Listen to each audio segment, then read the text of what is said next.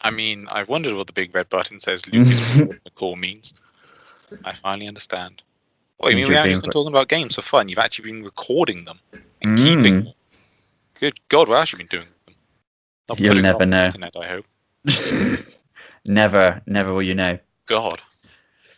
Welcome back to Charge Attack. My name is Luke. Again, I am here with Ryan. He is not upstaging me today, so I can I'm do being my nice and intro. quiet. Yes, there he is. Welcome back, guys. We've got a few bits to cover today with some news going forward. So, just to start off though, quickly first, we do have a quick correction to do from last week's. We mentioned about an article by Sean Murray that he mentioned about certain game company developers about sort of keeping quiet with the games while they fix it. It wasn't a case of that he explained as to why they were keeping quiet as how we perceived the message. It was a case of how they should be quiet while they're getting their games fixed. So sorry for confusion on that one, just a slight misread on that one. We don't goof, but I don't think it's groundbreaking. No one's going to be like, oh my god, we've been completely misled. A goof is a goof, but it wasn't a groundbreaking goof. Yeah, it was mini goofed. So that's out of the way. We've got some more Azure Lane to cover, and I've actually installed this onto my tablet today as per Ryan's instructions. So later on, I will be known to this. So and next week you'll get his view on it, and he might actually continue to keep it in the podcast, unlike me. I'm gonna have. Oh shit! My mic just fell. Well, that's fucking genius. Keep that in. Okay. Okay. Submachines. No, submarines. Submachines. We're not playing Girls Frontline, thank you. No, No submarines. Yes. Submarines? You know about submarines, Ryan. Yeah, you were the one leading on. Okay, yeah. So, quick note: Azure Lane is getting a submarine-themed event at the end of the month. So, if you have not been doing your SOS calls, if you haven't been doing the new weekly, get on it because you're not going to be able to take them out otherwise. Meaning, no loots for you. Oh, and nobody doesn't want no loot. Exactly. And also, we just a few hours ago is announced the EN server is going to be getting HMS Centaur as a permanent addition to the construction pool, and she is a top tier, well, both character and waifu. So make sure to try and get her. Top tier waifu. That's such a good way of describing someone. Look, shut up. I'm not belittling. I'm genuinely impressed with that. You sounded very belittling. But okay. No, I am genuinely impressed. Like if I was referred to as a top tier waifu, I'd feel like I'd made it in life somewhere. There we go. Beautiful. That has been your small Azure Lane update. So I'm going to be playing this wait, I later missed on. the bit. We're going to be getting the first year anniversary soon. Oh, what do you think they're going to do for that? Probably the same as what they did last year for the other servers. So we'll be getting 4 exclusive ships, and we'll be able to guarantee Albacore, a submarine, and then Lucky Chance build on the 3 others: Essex, Taiho, and Letemarine. I can't pronounce the last one. My bad. I don't speak French. Such a bad husband. I don't even know their waifu's names. I'm a waifu yet. We gotta build her first. That's the weebish thing you could have ever said. Yeah, I know, right? Anyway, on to the next bit. Yeah, before his weeb shows too much. Darksiders 3 Keepers of the Void DLC has recently been released. I have played Darksiders 2. Ryan has again one-upped me and played all of these. And you've actually played a bit of the DLC. What do you think of it so far, Ryan? What's it added? Or I wasn't even aware it got released. It seemed to be a very quiet release. Mm-hmm. Not quite the scope I thought it would be. I thought it would be a much bigger DLC. It does just seem to be so far a dungeon per hollow, so one for each type: fire, lightning, etc. And there's only 4 of them. So it seems much smaller in scope in terms of amount of dungeons, but the dungeons are fairly big. They all lead one into another. The story's not massive. It's not a huge add-on to the end game. It's just a more of a sidestep. So a bit more extra of side stuff to do. So just expanding on sort of what was already there, sort of thing. Yeah, it also seems to be intended to be played as a addition to the story. Like, you get the new power, you can then go into the Void DLC, then you'll get stuck at it and then have to come back to it later on.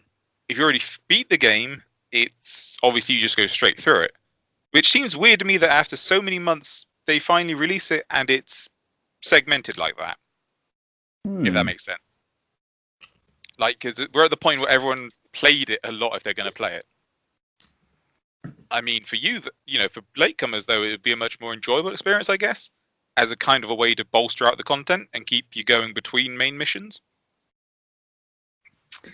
But at an end game, as the main thing to do, I don't know, it's still great. It's still amazing. I love it. But it seems a bit of a weird time to throw it in. But okay. more Fury is always good. So far, impressed enough. We've got new weaponry, so I guess that's a reason to do a new playthrough, because you can now get new weapons per holo instead of just one. Would you say it's similar to like Bloodborne and the Chalice dungeon? Sort of, you can go to it and try it at certain points. Yeah. And certainly a lot better than the last one, which was just a Colosseum kind of go round per round. Oh, see how long you can last. Oh dear. Yeah, it's kind of do 100 rounds, stuff like that. It's much more than that, much better than that. It was still good, but it didn't really add much in terms of new monsters and things to fight. It was just, you've seen them all before, so just fight them all in big waves. So yeah, it's a much nicer edition. Yeah. Remind me again, in the third one, who do we play as? We play as Fury. Fury. I knew it was something along those lines. I know we've had War and Death. I could not think. Is she a fun character to play as? As a character, I think she's pretty fun, much different from the other two, considering she has the whip, so she has a lot more range to her attacks. Considering they changed the entire game from kind of a dungeon-esque game, they kept the dungeon-esque but made it more of a Dark Souls kind of feel to it. Like in terms of you play on harder difficulties, it definitely feels more like that, with the ways to heal and all that. Yeah, I'm definitely gonna have to look into it. I have been seeing it around, sort of coming on sale and things like that. So I am keeping half an eye out on it going forward. Now the DLC obviously is there. Definitely encourage me a little bit more to maybe sort of crack on and get this one. But I don't know, I probably should play the first one first again. That probably would make sense. Because they do tend to follow on in story. Does the third one follow on from the second one anyway? You say that, but somehow Darksiders 1, I believe, takes place at the end, and we just see all the other stories as they happen. It's a very weird storyline if you don't play them all. So I thought that the second one did follow on from the first. He was looking for war. Is that right?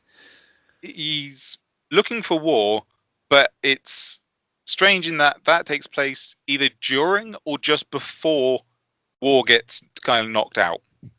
Right, so it's sort of overlapping sort of what was happening at this point at this time. The beginning of Darksiders is war gets blamed for something he didn't do, gets knocked out for a few centuries, then comes back and puts right what he did, or so say did. Mm-hmm. But then during that time, we see Death and Fury story. During the time war is out of it. So war stuff hasn't happened yet, even though it's the first thing you do. Jeez, it's getting like that Bayonetta sort of storyline here. Like everything's overlapping. Almost. It's just, oh god, yeah. I definitely need to play the first one. So I've got that. We'll do a Darksiders cast someone along with our Nier Automata one. I'm up for that, definitely. Eventually. Yeah. Right, on to more recent developments. Yes, Overwatch, and by God, there's a lot of change on this, and I think it's about time because that was getting stagnant. Yeah, definitely. It's a hell of a way to mix it up. Mm-hmm. And I think what they've done so far is definitely for the best. While a lot of people are going to be pissed off and are going to hate it, I think it's going to work out from at least what I've read, how it actually go into actual like playing the game now going forward and the changes, see how it affect it from there. But I'm quite impressed with what they've done. Yeah, it's from what I've read, it also followed that World of Warcraft, their other property, had a very similar kind of experience in that it started off where you could just have to pile in and get what you can. And then eventually there was, right, I'm this character or this type, where can I go? And it directs a role to its location. Mm-hmm. So while it is something obviously we've all been requesting and wanting, so it's an amazing change from that perspective, it could also be after 3 years now we've been playing Overwatch? It's been out. At that point, it's been a long time. You have the people in that are gonna play. To draw in new people at that point is going to be much tougher. So it could be they almost, maybe not purposely designed it this way, but kept open for the first few years, get people in, and then the people that stay, they then refine the experience for those people, which I Yeah, I'd think say it's a clever way to reward. do it, and it still Yeah, feels like it feels natural. Because I'm I all believe, about rewarding the loyal players. yeah, and so if I came into Overwatch now, I'd be like, I have to play as this. I can't switch between who I want. I'd be very kind of like confused and a bit kind of like disgruntled that I can't just pick who I want.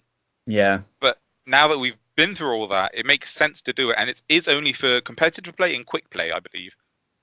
So Okay, so like arcade is arcade and that. unaffected, so you can still kind of play around in that without really being affected.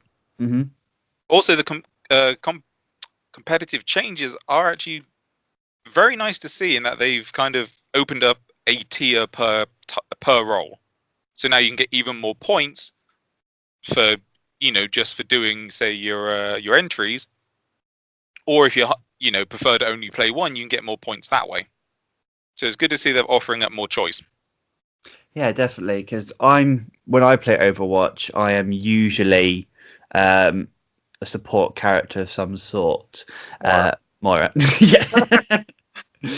He's um, either a healer Moira or a damage Sombra.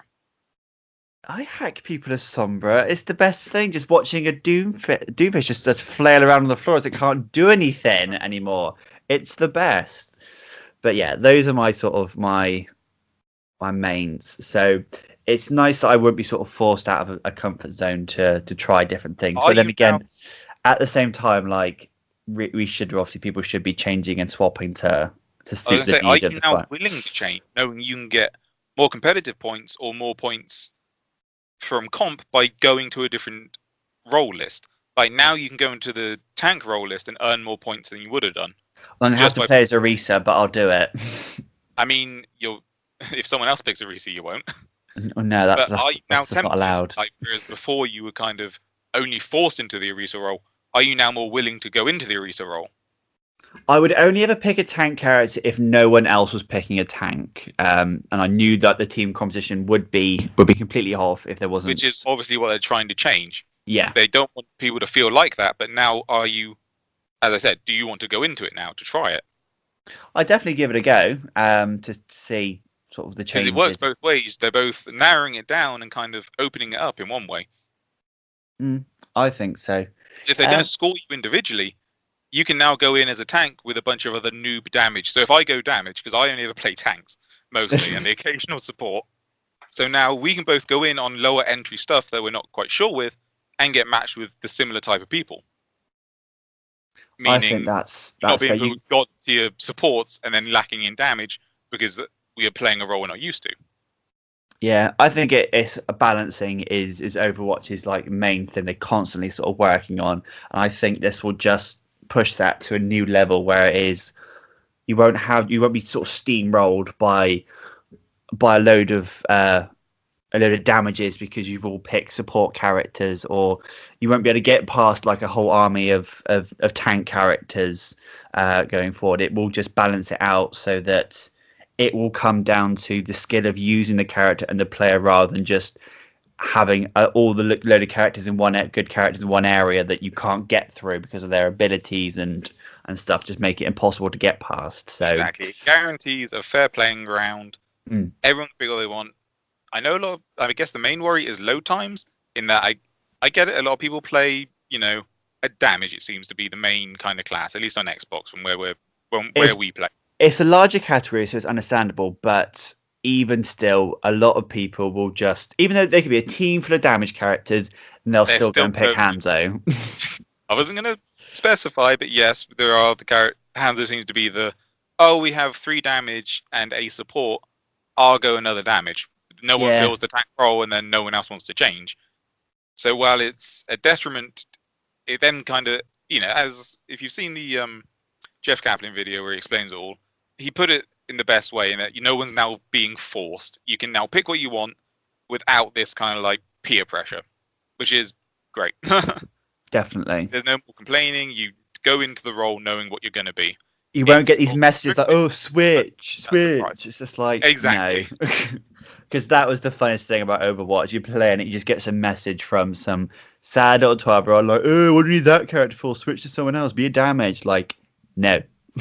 Yeah. Without Now my we're shield, you wouldn't be here right now. So pretty much. wandered on in. Of course, Squishy little hands. along with this change comes a lot of nerfs and buffs. We won't go into all of them, but the two Oh my big ones. god. I know Savage. it's necessary though for the Yes. considering the changes.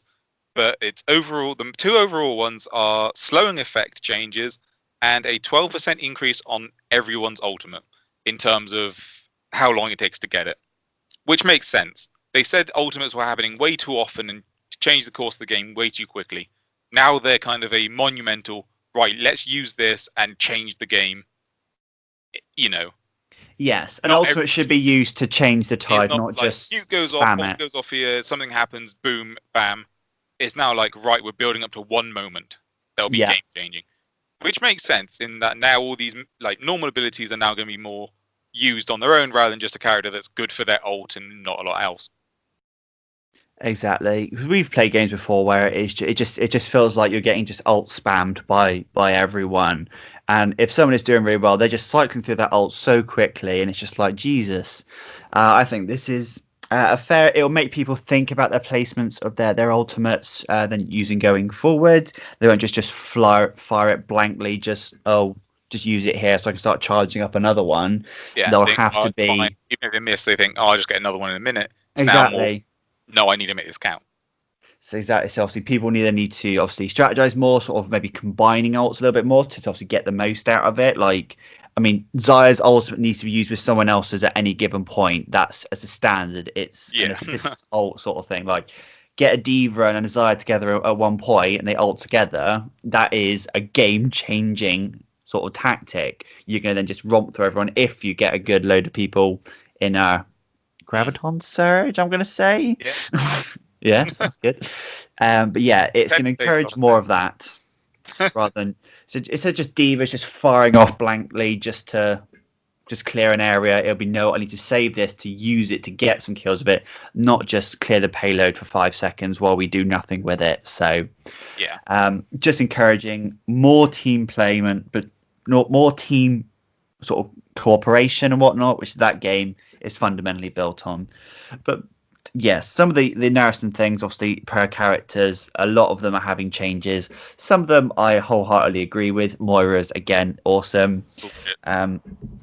Other ones like Brigitte as a complete and almost like overhaul in terms of her stuff. Everything Sadly, on her but has been changed. But no, I think Blizzard has always been very fair. They've never sort of, I don't think a character's ever come out after a change and been like has been sort of OP to the point where like no one can go up against them. So the changes that they're making, they're minuscule in terms of like time delays and damage and things like that.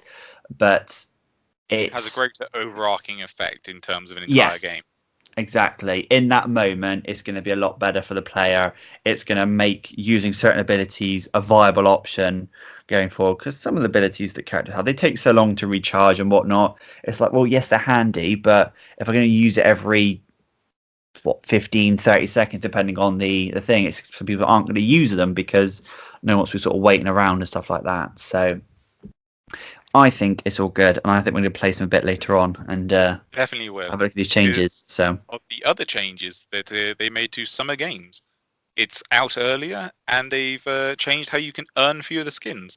The epic skins can now be earned per week, so similar to Diva's Nano Cola and Anna's Bast outfit. mhm. You now can win so many games per week and get a skin guaranteed. So I believe it's only a skin per week, and if you miss it, that's it. Which is fair. It encouraged people to come Yeah, back and more to do on that weekly basis. It's a plenty amount of time to pick it up. Was it 9 games? Is it a standard? I believe it's 9 games as standard. Yeah. Do you have to? Is it the case you have to win or just play? I believe it's win, Win. similar to the That's Nano. fair. That's just like a game a week and a bit.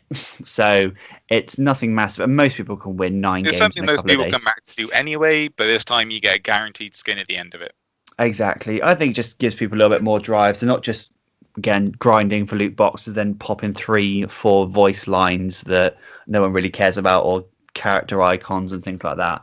People want the skins, they want the emotes and things like that. It is also, you earn every 3 along the way, you earn a spray as well. So it's not just a skin at the end, it's a few little bits on the way there. Oh, so it's little presents along the way to a big present. See, it is just. In the meantime, you'll still be earning your boxes to then, get the main legendary skins. Right now, insert a picture of that beautiful bastard Torbjorn. Torbjorn will be inserted. Yes, I feel like I know it seems a bit childish, but I always like just like keeping the kids entertained just enough to get the good thing at the end.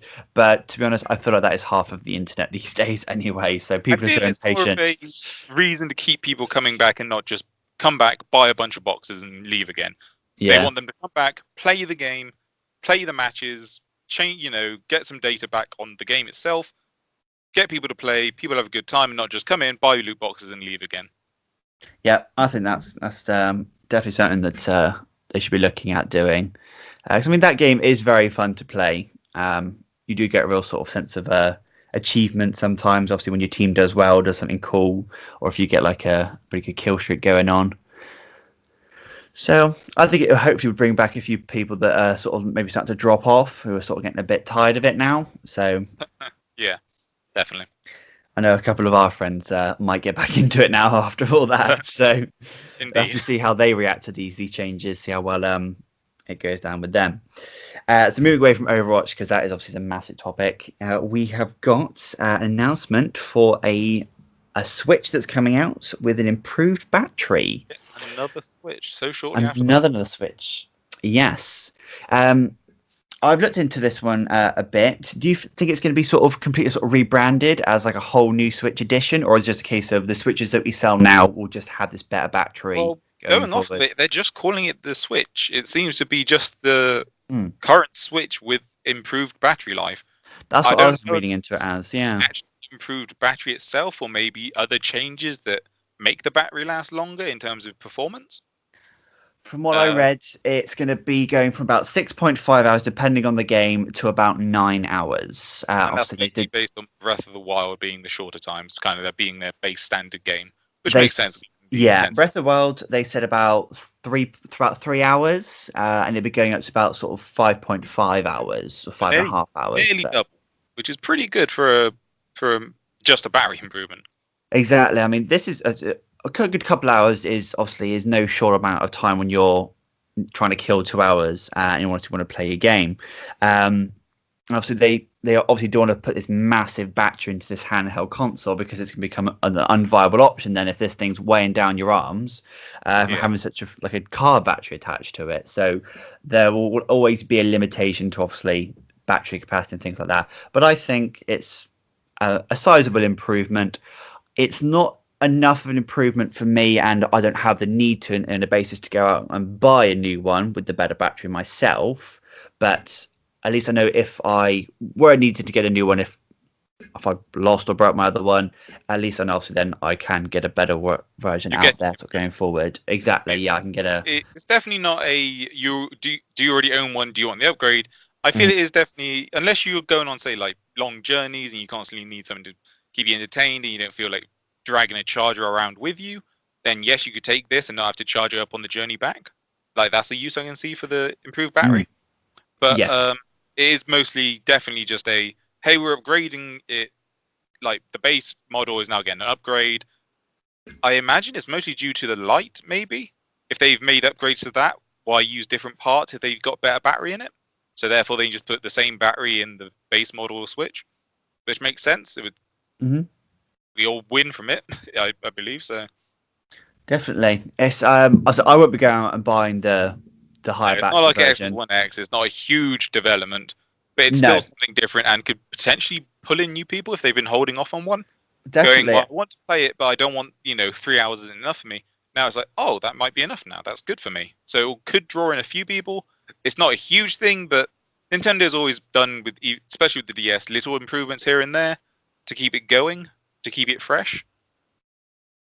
Yeah, definitely. So I I don't believe go they out take in their old strategies.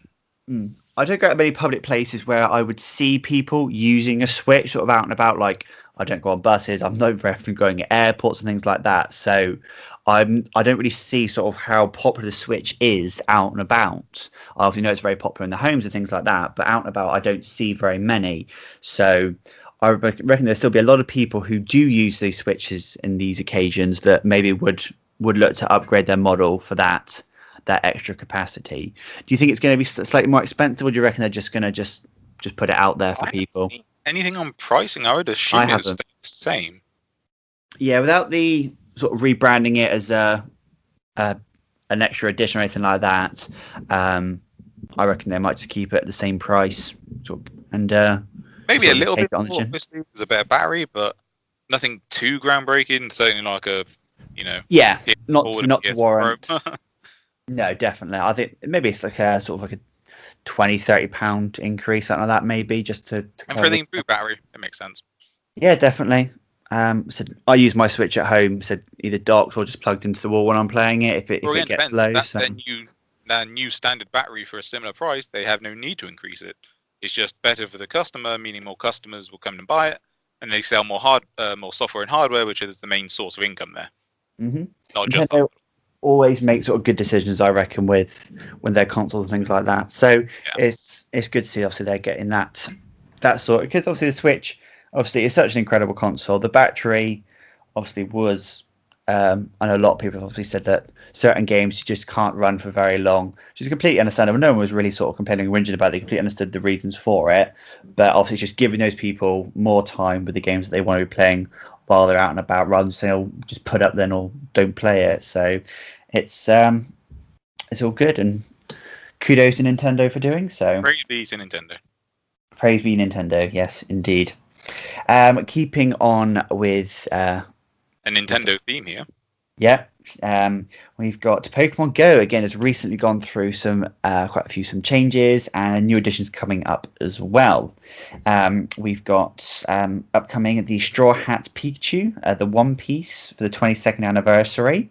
When I read the article on the actual Pokemon Go app, I had no idea it was in relation to One Piece. They didn't announce that Just at a all straw on there. announcement. No Just, yeah, real exactly. I just assumed it was just the summer event Pikachu, as they do with every holiday or weather change event. Just another Pikachu gets Pikachu a hat. with no real reasoning behind it. Whereas No. looking into it on other sites, you see that it does mention it's to celebrate the 22nd anniversary of One Piece and the Yes. Straw Hat Clan, I believe it's called in the show. Yep. We saw the Pikachu wearing the hat and some characters wearing the One Piece characters And you can wearing buy the it for your event. avatar as well. Exactly. But all in-app purchases for that sort of stuff, as in Niantic Not loves the to do. Pikachu. Not the Pikachu. No, you can't buy a Pikachu with a hat, but for your character, yes, you can buy the hat if you wish. I won't be buying the hat, but I'll definitely look out to get the Pikachu when it is released. Do you reckon there'll be a shiny edition of it? I They haven't mentioned imagine it. so, yes, at this point. Yeah. I wonder. I haven't seen many of the shiny Pikachu's with the hats from the later models. So I know the cap one one came out not long ago. That one didn't have a shiny variant. So Did it not? no, apparently not. Well, at least I didn't get one, and I get all the shinies. So Well, I'm going to say no. And they also had, which I'm really happy about because it was a massive ball ache, and I never understood it properly. About how many times I looked it up. The IV changes have been given a complete overhaul, and is much easier to see sort of how good the stats are of your Pokemon, and an easier of checking your 100% stat Pokemon. And I only have one. After all these years of playing, I only have one, which is a bit sad, but my Munchlax is very happy, and he's a lucky one as well. So that's probably why he was 100%. it's cheats. I looked today. I catch a natural 100%. I know I've missed one, but that was Yes, that was unfortunate for you. it ran away. Yes. I only called it because a mutual friend of ours pointed it out. Going, oh, there's 100% Pokemon there, so I called mine, and for poor old Shepard, it ran away. Yeah, But that it is the only was. one I own, if it makes you feel better. That's fine. That's fine. But mine was a gift over to me, which is even worse. I've not even technically earned mine, so. But it was nice to see. You can easily just flick through. You just scroll through your Pokemon, and it just gives you the three little bars and indicates their levels. Instead of having to reread all the weird little, because obviously each trainer had their own way of wording how good it was, and it didn't say this is the best, this is the best, this is the best. It said, oh, it's very good. It's the best I've ever seen. But then something else, when when they would talk about another stat, they wouldn't say that exactly the same. So you had no idea of sort of really if You each didn't have an stat accurate understanding. exactly. They'd say, Yeah. "Oh, this is really good for something that was say 50%," or "Oh, this is really good for 60%." You want to know those little percentages. I didn't realize this until you just mentioned it. But yeah, they do add little bars to exactly show everything, Yeah. which is an amazing addition. And you can literally just tap left and right, and it'll just scroll to the You next just Pokemon on the scroll list, and and easily it's there straight away. And I did spend about 10 minutes just going through it, and some of my Pokemon are quite high up there, I must say. Some of them got like 2 bars full, just like a little bit off one of them. So I've got a few 99ers out there, I must say. it's no longer a case of, oh, it's not 100%, therefore it's terrible. You could have, say, 100 attack, 100 defense, and 97 speed, whereas before you wouldn't know that. You'd think, oh, it's got 0 speed. So now we Exactly. get a hell of a more accurate kind of analysis on it, that's pretty good. For building raid teams and battles and things like that, this obviously is a crucial If you're point because ultimately min-maxing, yeah, it's incredible. yeah, because I mean I've got Pokemon on there that got really high CP. And you think, oh, they're going to be awesome. They've got good moves, all that sort of stuff. And You get them into the fight, and they're just like they are so slow, or they just don't hold out on damage and things like that. They just instantly get sort of one shot, and just like, but your CP so high, I've got no real gauging of how everything else is good. So this has really helped when I'm sort of if I've got like a couple variants, like I've got 2 really high Tyrannotars, I've been able to go in and see, looking at their abilities, which one's going to do better in which scenario, so I can then better build my raid teams and things like that. Not that I'm like a massive raider or anything like that for it, but when I do raid like the legendaries, exactly. I don't want to be putting 6 Pokemon in and then literally like 3 seconds later putting a new 6 in because I've literally all got one shot because all my Pokemon are glass cannons. So it's really given me that insight. So I think a lot of people know better. But I did notice as well, I don't know if everyone else has, but the Pokemon are now so far away when you're trying to capture them. Have you noticed this? I have not noticed this yet, as I've not played the game recently. It literally, like the UI, the Pokeball, like it does look it looks further away when you're like when it just appears and you can sort of tap it to throw. That looks further away, and the actual Pokemon itself seems to be like so far set back. Some Pokemon obviously were like Zubat, for instance, always felt like a million miles away. Legendary Pokemon's always felt like they're so up close in your face, and some of them felt like you were like looking down on them when you went into them, depending on the size of them. Now it feels a lot more uniform in terms of how they appear. So I was trying to capture like a Lugia once. I was literally feel like I was just throwing the balls up in the air, trying to get the thing. And then when I'm trying to catch a Zubat, I feel like I'm trying to like throw it into next door's garden and stuff like that. So I feel like it might make it harder to get decent throws and stuff on it, but it's a lot more uniform so that you're not sort of then like stuck in sort of, oh, I can get excellent throws on just this one Pokemon because you've had to literally learn it. So it could be a way for say we've been in this game since the beginning. It's a way for us to relearn it.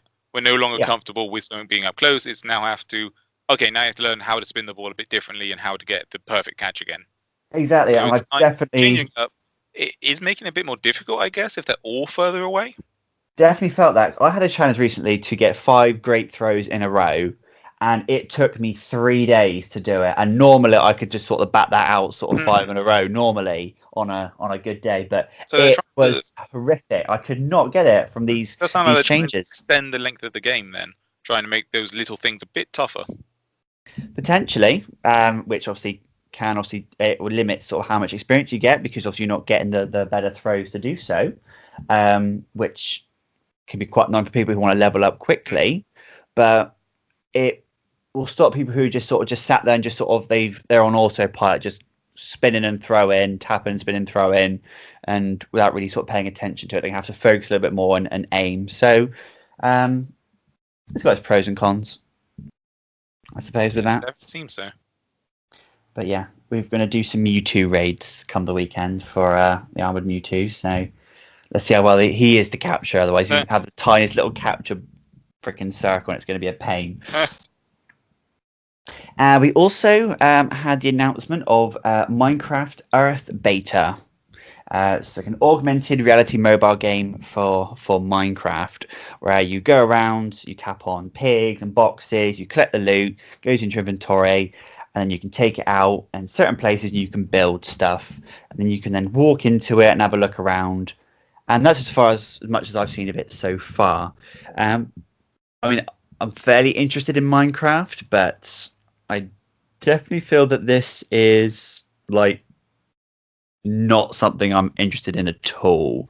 Ryan, you played a lot of Minecraft as well in the past. Is this something that you can see yourself sort of picking up and playing, going around building I'll definitely things? download it and give it a look, because it seems to me it could be, if it's using augmented reality again, it certainly seems maybe a more of a budget version for what they were going to do with their VR headset kind of thing. I forgot the name of the headset at the moment, but they had a HoloLens. That was it, where Ah, you could. yes. They had Minecraft as an augmented game in that, obviously with a lot more detail. This seems like a more of a budget version that everyone can play, which, it being Minecraft, they seem to be really emphasizing of everyone playing, no matter where or what they're on. A lot of people play Minecraft these days, and Yeah, it's on so a trying to open it variety of up and definitely change it. It looks interesting to be able to make builds like that and then see it from a perspective of, like, in the real world and in game. Like, obviously with the augmented reality, it seems that'd be pretty cool to be able to just like build your own little house, go through it, and then look out and see the real fields through the phone. Like, This is going to be a hell of a battery drainer, though. Can you oh yeah, imagine? it's gonna destroy your phone's battery. But it Yeah. seems like another little push to try and make a kind of, AR game. Just, I don't know. It's cool and everything. I don't know what the market is because of a phone that's going to hold it, play it. Yeah. I I don't mean, know. kids these days have iPhones and whatnot. So I mean, it's going to be quite well incorporated to people, but Hmm. I can't see many older people like people in their sort of late 20s, we'll say. I can't see many people going out and doing this, whereas Pokemon obviously was a childhood thing that they sort of gotten back into. Pokemon made more sense. It was Pokemon. Obviously, was you can go in the real world and catch them. That's the closest we're Yes. going to get. That was amazing. Minecraft, however, you can still build a house in the real world. I can't catch a Pikachu Yeah. in the real world, so it makes more sense in terms of that. But it is, I don't know. It looks cool. People are gonna play it. It's gonna be. I'm sure there's gonna be some fun to it. They're gonna add in some mechanics to make it unique. I've said it before and I'll say it again. I'll never be impressed with VR or AR until we see what Sword Art Online in that in real life. Until we see that in the real life, I will not be impressed. That has I mean, set the bar that's so beyond high for my VR. expectations that that's what I want. I want nothing else until I can Yeah. have that. I'd love to have I mean, if you in want to ordinary scale talk about that. Elon Musk's new thing of, what is it, the neural link to be able to link to computers and turn brain data into, controls essentially. And while not intended for gaming, it could be converted for gaming.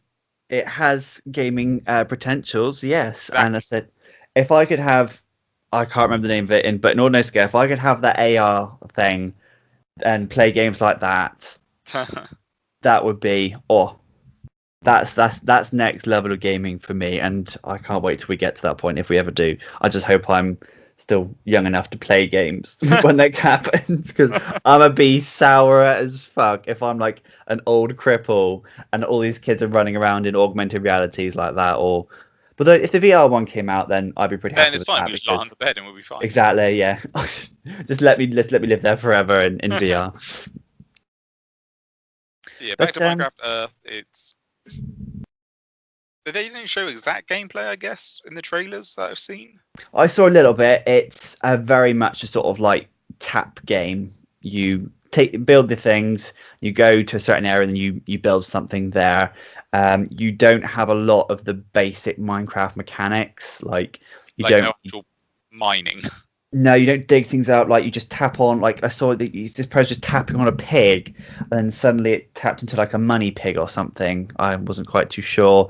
And you tap on the chest, and it gave you random items. So Right. it's more of a case of you go to certain places, you get as much stuff as you can.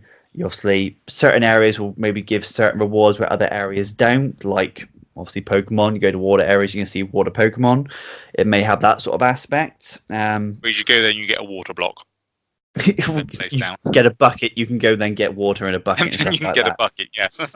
Yeah, stuff like that, and Yeah. then you can then apply it to certain areas. They didn't specify obviously how that works? Like if you're in your own little It universe, doesn't you can seem build you things just wherever you build want. wherever you want. It certainly is. Set locations. It's to go off Pokemon Go again, or Wizards Unite, I guess. You have the one set location as a Pokestop or a gym. That would, I guess, would be a build spot in Minecraft Earth. So what I can see happening with this is I'm going to spend hours, days, weeks collecting all these rare materials. I'm going to go out into my park, build this massive, gorgeous castle, Then and then I'm going to some come along with prick. TNT and a few creepers and detonate it. Exactly, I'm going to blow it up and put like a little dirt pile there But instead. It's just it like, depends how that would work, because I can't imagine they just let you build anything, because that, as I just described, would happen. So there'd have to be instances, I guess, of you own, say, one little bit, and then you go into that segment, like you own a, what's the word I'm looking for? Not, I can't think of the word. You like, own your own separate world to it. So then you yeah, can then say, I look, there's a list of them, and I can go into Shepard's world to see what he's built in that same in my location. instance, yeah. But in instance, that's the word I was looking for. Dear God. Yes, I can look through your instance, and then you can come to mine. So I imagine Yeah, that kind of system, or you that would can make more obviously sense. have a joint system. They did say that you can build stuff with friends. Yeah, like a co-op or like an online, like a server with you and friends. That would be absolutely fine because then obviously you control as you like to do with anything I build in Minecraft. I've been flooded many times with water, Yes, but sheep, now it's chickens. so much more difficult for me to do because I have to do it in the real world. I have to Yeah, go but to where it is, and I have to actually earn the materials. yeah, you'll spoof it, I'm sure. Wow. No, I said I'll give it a go. It's not something I'm like, oh, this is going to be amazing. It's going to be the next No, Pokemon Go. yeah. But I mean, it could be a laugh for just seeing how well it works. A fun little, not a long-term game, but a fun little mess around. See what it's like. I imagine some people will keep it up and want to build these amazing palaces and whatever they want to I'm just build. going to build a load of like dick monuments everywhere. Of course, you would. Just leave it there. I If mean, I it can could be get pink wool, interesting from that aspect, is just as a wanderer. Like I could just play it to see what others build. That could yeah, be a fun way to play it. it Like you could be don't worth have to be showcasing your creative, but builds. witness the creativity. Yeah, exactly. Obviously, people obviously make crazy, stupid, awesome things in Minecraft. So, if they bring over a lot of the building capacity, then it may be worth showcasing. Like Mario Maker, you can go in and see all these other people's builds and things, and go and have a look at them, sort of just like in a Like view in only real mode. world. Yeah, Just like download their client map. exactly, or like Sims, you can download things off the gallery and use it Yeah, yourself. That sort of stuff. They might have some way of uploading it, so people can have a look and things like that, which would be quite cool for a lot of people, for sort of sharing and building things. But if it definitely had a server of people, I would definitely be more interested in doing that. So definitely. I think we need to get a little troll server going, Ryan, and just to Oh, keep destroying each other's houses or like flooding it with sheep and stuff. And on to the final bit of the news we have. The Witcher 3 series has a bit more of an update. the Netflix version, that is. Netflix versions, yes. The more I'm seeing of this, the more I'm interested in it. I've only ever played a bit of the Witcher games, but I did enjoy what I did play. Unfortunately, it just fell off when I was playing other I things as played well. the entirety of the first one with intent of going into the rest of the series, and then other games got in the way, That and is I the didn't quite trouble. get there. I'll get there one day, I promise. I went I into played a Witcher bit of two, 2. but Yeah, I Witcher played 2 the is the one I entirety of played the first one, which is most of. drastically different. I played it because I was in a bit of a lull of games. I needed something to play, and I got into it. I really enjoyed it. But then, as I started playing it, new things came out that I was much more interested in playing, and unfortunately, it took a back seat. And then I bought Witcher 3 with the intention of like hoping to inspire myself to finish the second one and go on to 3.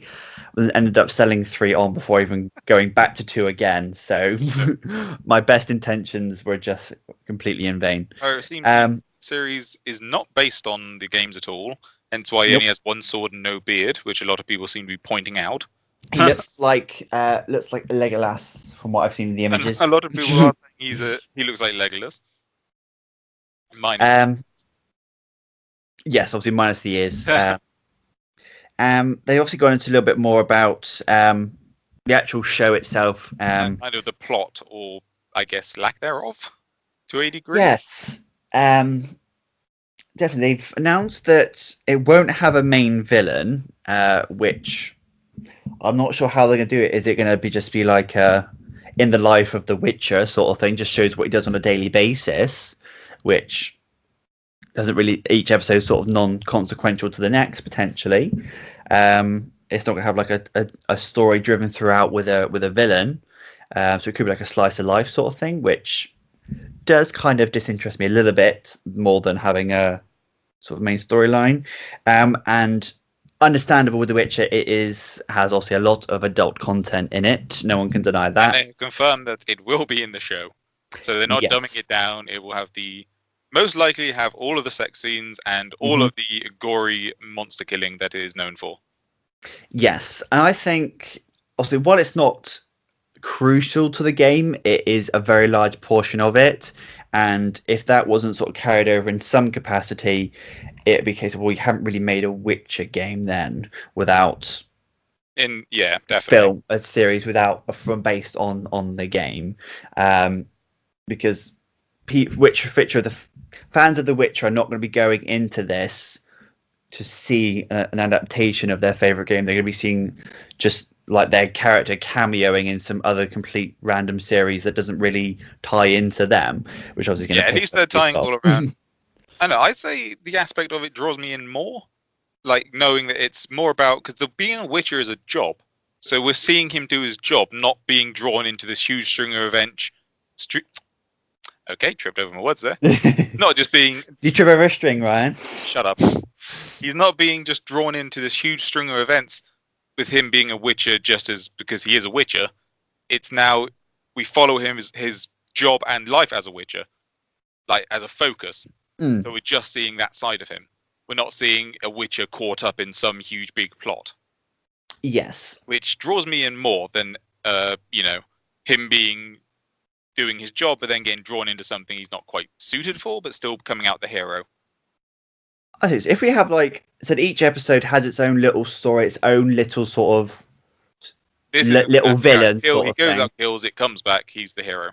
Yeah, that would be quite interesting than having like a villain throughout that's going to be just then like filled with filler until like the beginning, the middle, and the end where things sort of spike and lull. So that could be quite interesting to see them doing that. To be fair, they did say this is only for season 1, so they are seemingly intending with multiple seasons. So it could be it leads to a bigger villain. Oh, okay. So this could be like a sort of a setting of the scene sort of thing, like it people who don't know The Witcher, but this is what they do as a standard. This is their day to their 9 till 5, their day-to-day thing. But obviously, shit goes wrong at the end of season 1, so season 2 Tim's going to kill something a bit bigger, maybe, which is backstory and context to the series, which it just makes along sense. with setting up how he does stuff and what he is. Exactly. We're not just suddenly thrown into why does he have this set of ways and no one else uses them. The Witch has a very, very unique sort of combat system with its like glyphs and things like that. Its symbol placements. He can partially use glyphs. He what's the word? He consumes potions, but they have a toxin that he has resistance to because of him being part kind of monster. Mm-hmm. So it's rather than just see this one guy and go, well, why can he do that and no one else? We kind of learn why he can do that, what his skills are used for, and then how he applies them to, say, a bigger issue later on.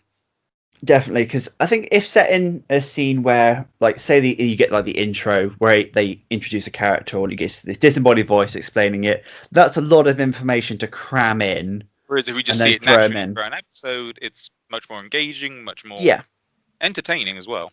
You sort of live it with them, and you think, oh, how is this going to come into play? You don't see it coming. It's not just, this is what he can do. Cool. We'll just see him. Just use it now.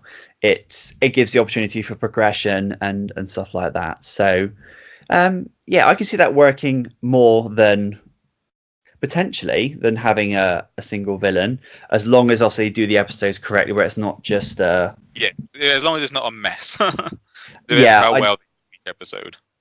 Each episode needs to. I said even if it's just like if it had like a 2-part episode where like a slightly bigger hunt went on or something, I'd be perfectly happy with that. But I need to see quite a lot of sort of stuff. If I haven't got like a main villain to focus on, I need sort of like a lot of things happening within the episodes to obviously maybe want to watch the next one and things like that. So that's where I can lose interest with like main series. If like it's just like one sort of plot point to focus on and it's really starting to draw out and filler, that's when I can also lose interest as well. So they, as a lot of people do, so they're going to be careful with that. But I think the Witches were well paced in the games from what I remember. So as long as Netflix and the people working with it follow that, I think they should be all right. Indeed. Well, I think that is everything for today's podcast. Have you got anything else to run that's popped up? I know you're always on the internet watching stuff. I'm always looking through. Nothing made noteworthy that I think to add. Well, if anything comes up now, it will be in next week's. Ben will likely be returning in next week's podcast, I believe. So this will be the last one for Ryan for the moment. But we have got. Aside as I'm no longer needed. You are a temporary placement filler, but you have done amazingly so with your knowledge and insight and upstaging me off the stage. But we have got a few projects we're going to look into going forward, which we will be inviting Ryan back because he is an expert. As he has mentioned, he has a fond interest in Near Automata, and I know Ben does as well. So yes, I do have fond interest. I think we are going to, once I've played it, I'm probably going to go buy now because it is on sale. Once I've played it, I reckon we'll do a special on that one because do it. What I'm hearing, that game needs some attention. So it needs more. It needs to be out there. It can get more, but then it still needs more. Brian may appear in later casts. So thank you everyone for joining me on this one. I said I might.